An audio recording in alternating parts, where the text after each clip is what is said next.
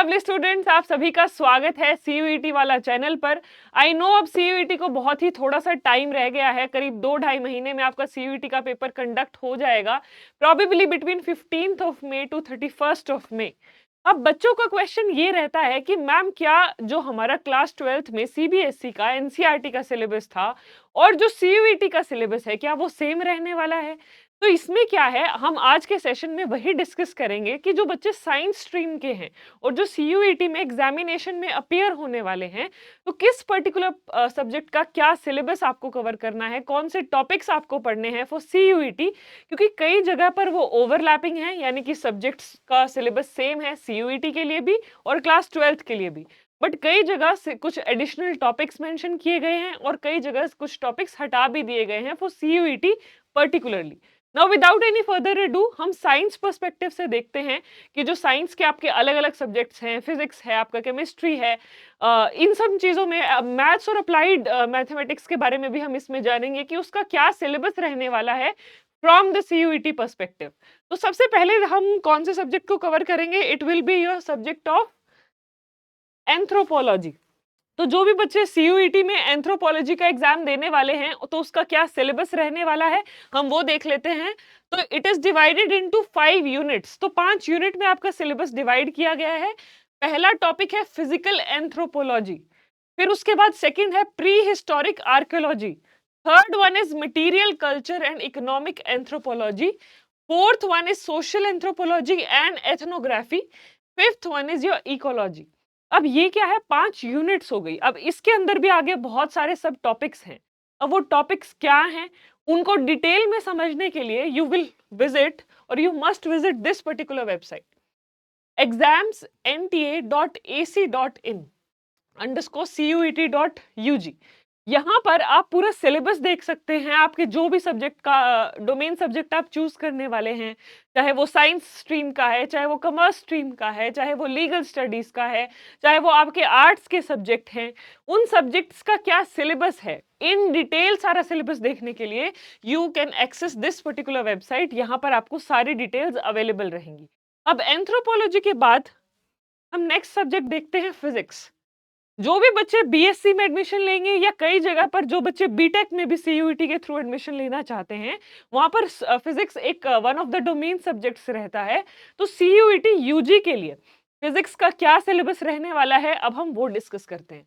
तो सबसे पहला टॉपिक आपका रहेगा electrostatics, then current electricity, third one will be magnetic effects of current and magnetism, fourth one is electromagnetic induction and alternating currents, fifth one is electromagnetic waves, sixth फिर उसके बाद है आपका the chapter of optics, फिर आ गया dual nature of matter and radiation, फिर dual nature of matter and radiation this has been repeated।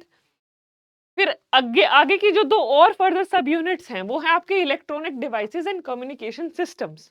तो ये आपका सीयूईटी यूजी के लिए फिजिक्स का सिलेबस हो गया, which is broadly divided into 10 units. Again इसके बीच में आगे सब टॉपिक्स क्या हैं, क्या क्या चीजें आपको इन डिटेल पढ़नी है, जो मैंने अभी आपके साथ लिंक डिस्कस किया, आप वहां पर उस वेबसाइट पे जाके इन डिटेल देख सकते हैं कि क्या क्या चीजें आपको पढ़नी है, ताकि आप अकॉर्डिंगली तैयारी करो।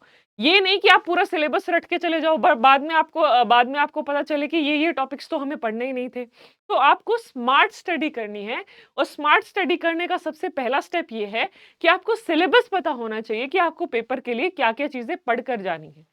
फिर उसके बाद फिजिक्स के बाद नेक्स्ट इज बायोलॉजी। तो बायोलॉजी की अगर हम बात करें तो इसमें भी broadly it has been divided into 5 topics और 5 यूनिट्स। इसमें सबसे पहला यूनिट है रिप्रोडक्शन का, फिर है genetics and evolution, then we come on to biology and human welfare, fifth unit is biotechnology and its applications, fifth one is ecology and environment. तो ये जो ब्रॉडली आपकी 5 यूनिट्स हैं, ये बायोलॉजी का सिलेबस है for the CUET UG examination.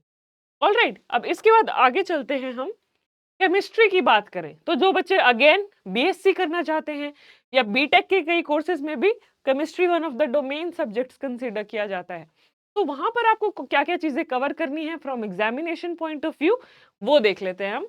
तो सबसे पहले है आपका यूनिट 1 में solid state, unit 2 is solutions, फिर electrochemistry, chemical kinetics, surface chemistry, general principles and processes of isolation of elements.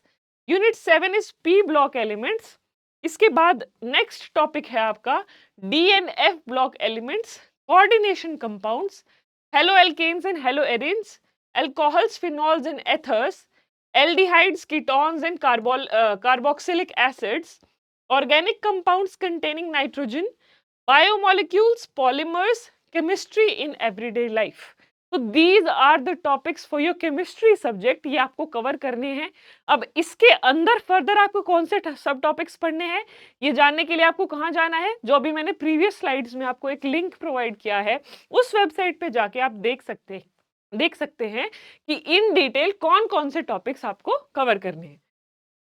फिर उसके बाद मैथ्स की बात करते हैं हम, क्योंकि साइंस स्ट्रीम में मैथ्स या मैथमेटिक्स या अप्लाइड मैथमेटिक्स बहुत ही इंपॉर्टेंट हिस्सा है, जो कि ओवरलैप करता है कहीं ना कहीं. Applied mathematics is also use for your commerce students.